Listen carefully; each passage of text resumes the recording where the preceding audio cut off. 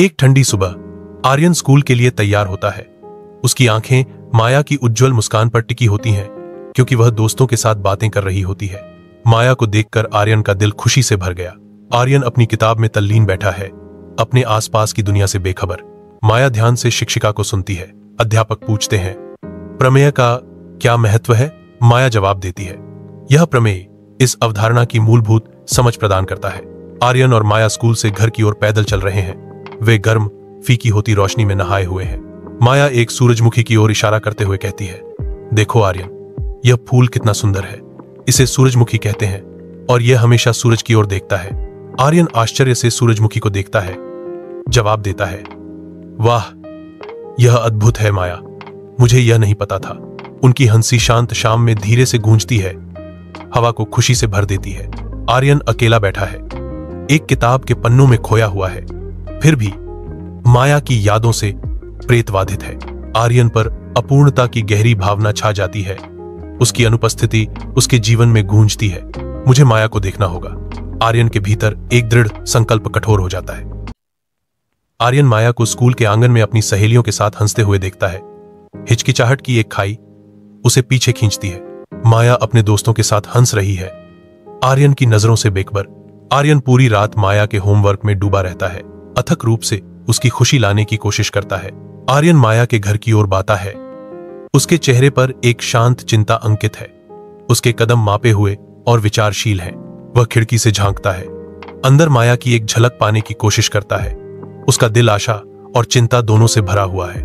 माया के चेहरे पर एक हल्की मुस्कान छा जाती है। जब वह उसे देखती है, यह उसकी देखभाल और स्नेह की एक मौन स्वीकृति है। आर्यन माया के कमरे में कदम रखता है। उसके चेहरे पर एक कोमल भाव है, क्योंकि वह चारों ओर देखता है। एक हिचकिचाती हुई आवाज में आर्यन शुरू होता है, माया, मुझे तुम्हें कुछ बताना है। माया बीच में टोकती है। उसकी आवाज भावनाओं से भरी हुई है। आर्यन, मैं भी इसे महसूस करती हूं, मैं तुमसे प्यार करती हूं। आर्यन जवाब देता है, उसकी आवाज प्यार से भरी हुई, मैं तुमसे प्यार करता हूं। माया। वे गले मिलते हैं। उनके बीच एक मौन वादा होता है। अपने कमरे की शांति में आर्यन बैठा है, अपनी भावनाओं के बोझ से दबा हुआ, विचारों में खोया हुआ। उसके द्वारा लिखा गया प्रत्येक शब्द माया के लिए उसकी भावनाओं का प्रमाण है। वह एक कविता लिखता है। हर पंक्ति उसके गहरे प्यार की एक नाजुक अभिव्यक्ति है।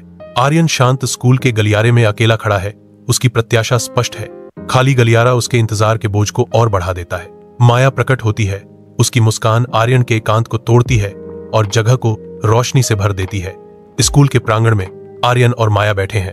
हंसी उनके बीच दोस्ती की एक कहानी बुन रही है।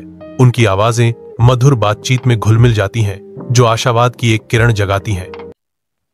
पुराने बरगद के पेड़ के नीचे एक हल्की हवा पत्तियों के माध्यम से फुसफुसाती है, क्योंकि माया विचारों में खोई हुई बैठी है। आर्यन चिंता से भरा हुआ बोलने की कोशिश करता है, लेकिन माया चुप रहती है। आर्यन का डर बढ़ता है। कोमल शाम के आकाश के नीचे आर्यन माया के सामने अपना दिल खोलकर रख देता है। माया के चेहरे पर शुद्ध खुशी के आंसू बह रहे हैं जैसे ही वह सुनती है। कांपती आवाज में माया स्वीकार करती है, मैं भी तुमसे प्यार करती हूं, लेकिन दुनिया हमारे लिए आसान नहीं है। परिचित पीपल के पेड़ के नीचे आर्यन की खुशी माया के साथ भविष्य को लेकर मंडराते डर से छाया हुआ है। वह समझता है, आर्यन को एहसास होता है कि एक दिन माया का हाथ उसके हाथ से छूट जाएगा। उसे एहसास होता है। इससे वह दुखी होता है, लेकिन वह जानता है कि उसे मजबूत रहना होगा। स्कूल के आखिरी दिन माया चुपचाप बैठी हुई है और एक गंभीर माहौल छाया हुआ है। आर्यन का चेहरा चिंता से भर जाता है। माया, क्या हुआ? आज तुम इतनी चुप क्यों हो? माया धीरे से जवाब देती है। उसके शब्दों में अनकहे डर का भार है। आर्यन, तुम हमेशा मेरे साथ नहीं रहोगे, है ना? कक्षा में माया आर्यन को एक पुरानी डायरी देती है। उसकी आंखें अनकही भावनाओं से भरी हुई हैं। आर्यन डायरी स्वीकार करता है। उसकी अभिव्यक्ति दुख और अविश्वास का मिश्रण है। माया धीरे से बोलती है, आर्यन, इस डायरी में हमारी सारी यादें हैं। जब भी तुम्हें मेरी याद आए, इस डायरी को पढ़ लेना। मैं तुम्हें कभी नहीं छोड़ूंगी। स्थानांतरण के दिन के बीच आर्यन माया को आंसुओं भरी विदाई देता है। उनके एक साथ बिताए आखिरी पल भावनाओं से भरे हुए हैं। मैं तुम्हें हमेशा याद रखूंगी आर्यन, तुम मेरे सबसे अच्छे दोस्त हो, माया कहती है। जैसे ही माया की कार रवाना होती है, आर्यन अकेला खड़ा है। उसके हाथ में एक डायरी है और वह उसे दूर जाते हुए देख रहा है। समय बीत चुका है। आर्यन पीपल के पेड़ के नीचे बैठा है, माया की डायरी में खोया हुआ है और उसके चेहरे पर आंसू बह रहे हैं। आर्यन फुसफुसाते हुए कहता है, मैं तुम्हें हमेशा याद रखने का वादा करता हूं माया। तो उसकी आवाज भावनाओं से भर जाती है। आर्यन काठमांडू में बस से उतरता है, शहर की अराजक ऊर्जा से अभिभूत, भीड़ में खोया हुआ। उसका एकमात्र उद्देश्य माया को ढूंढना है।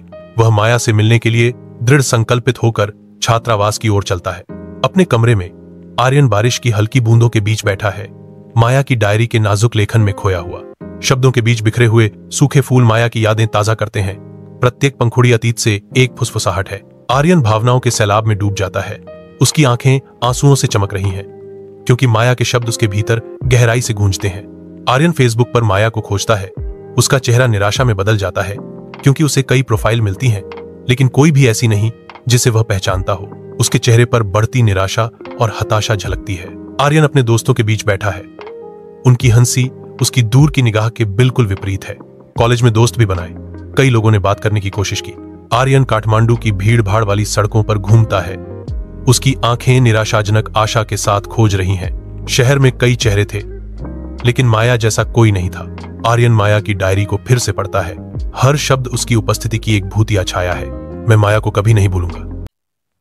आर्यन भीड़ भाड़ वाली काठमांडू की सड़कों पर अकेला चलता है। उसका दुख स्पष्ट है। भीड़ के बीच श्रुति की उज्जवल मुस्कान कुछ क्षणों के लिए आर्यन के उदासी को चीर देती है।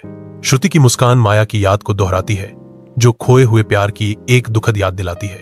कॉलेज पुस्तकालय की शांति में श्रुति आर्यन के साथ गहरा संबंध चाहती है। आर्यन, मुझे अपने बारे में और बताओ। आर्यन हिचकिचाता है। एक शांत लय लकड़ी के टेबल टॉप पर बजती है। अच्छा, तुम क्या जानना चाहते हो? श्रुति की आंखें जिज्ञासा से चमक उठती हैं और वह आग्रह करती है, कुछ भी और सब कुछ। मंद रोशनी में आर्यन अकेला बैठा है। अपनी डायरी के पन्नों में खोया हुआ प्रत्येक प्रविष्टि माया के लिए एक प्रमाण है। श्रुति चुपचाप दरवाजे पर प्रकट होती है, आर्यन को देखती हुई। श्रुति की आवाज चुप्पी को चीरती है, क्या तुम अभी भी माया से प्यार करते हो? आर्यन चुप रहता है। उसका चेहरा अप्रभावी है, क्योंकि श्रुति को उसके अतीत का भार महसूस होता है। श्रुति धूप में नहाए हुए आर्यन की डेस्क पर बैठी है और गहन ध्यान से एक पत्र लिख रही है। वह सावधानी से पत्र को मोती है। एक मौन प्रश्न हवा में लटका हुआ है।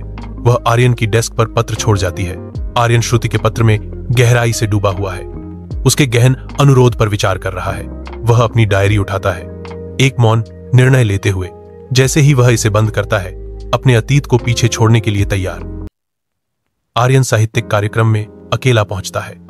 उसके चारों ओर चेहरों का एक सागर है, फिर भी वह पूरी तरह से अलग थलग महसूस करता है। वह चारों ओर देखता है, उसका चेहरा गहरी बेचैनी दिखा रहा है। आर्यन कार्यक्रम स्थल पर घूमता है। उसकी नर हर कोने पर है। His gaze settles on an old diary lying on the ground. Diary खुली हुई है। उस पर लिखा है, तुम्हें समझते हुए आज फिर मेरा मन रो रहा है। क्या तुम्हें फर्क नहीं पता? In Aryan's room, his eyes are fixed on an old diary, as if hiding a deep secret. कमरे में मंद रोशनी है और उसकी उंगलियां डायरी के पन्नों को धीरे से छू रही हैं, जैसे कोई अनमोल खाना हो। उसकी नरम एस नाम पर आकर ठहर जाती है और उसकी आंखें चमक उठती हैं, मानो कोई भूली हुई याद ताहा हो गई हो। आर्यन पूछता है, क्या माया अभी भी शहर में है? उसके दिल में एक नई उम्मीद जागती है, मानो अंधेरे में एक किरण दिखाई दे रही हो। अंधेरे में आर्यन जागता हुआ लेटा है। M.Ace के डरावने अक्षरों से त्रस्त वह M.Ace अक्षरों के बारे में सोच रहा है जो उसे परेशान कर रहे हैं। आर्यन साहित्यिक कार्यक्रम में प्रवेश करता है। हाथ में एक डायरी है। उसकी आंखें एक हताश खोज में हर चेहरे को स्कैन कर रही हैं। वह बैठता है, ध्यान से हर चेहरे का अध्ययन करता है। आर्यन निराशा से भर जाता है, क्योंकि उसे एहसास होता है कि माया कहीं नहीं मिल रही है। आर्यन अपने कंप्यूटर पर बैठा है, अपने पुराने स्कूल के फेसबुक पेज को स्क्रॉल कर रहा है। वह 2020 के पूर्व छात्र पुनर्मिलन की एक तस्वीर पर रुकता है। यह माया का चेहरा है, हालांकि थोड़ा धुंधला है। वह मुस्कुरा रही है और आर्यन को ऐसा लगता है कि वह उसे पहचानता है। आर्यन माया को खोजने के लिए अपनी यात्रा शुरू करता है। उसका दिल उत्साह और आशंका के मिश्रण से धड़क रहा है। वह खुद को मजबूत करता है। हर कदम के साथ उसका संकल्प और दृढ़ होता जाता है, क्योंकि वह अज्ञात में प्रवेश करता है। हलचल भरे कैफे में आर्यन अकेला बैठा है। उसकी प्रत्याशा स्पष्ट है, वह बेचैन है। उसकी निगाह अपनी घड़ी पर जा रही है, जो समय के दर्दनाक रूप से धीमी गति को दर्शाती है। दरवाजा खुलता है, माया का खुलासा होता है। उसका प्रवेश कैफे की गुनगुनाहट को चीरता हुआ